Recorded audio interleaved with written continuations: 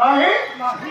मग मला सांग देववाणी अभंग आहे की भंग पावणारी? अरे देववाणी अभंग आहे, अभंग आहे. देवादिदेव महादेव तुझे कोण? माझे पिता.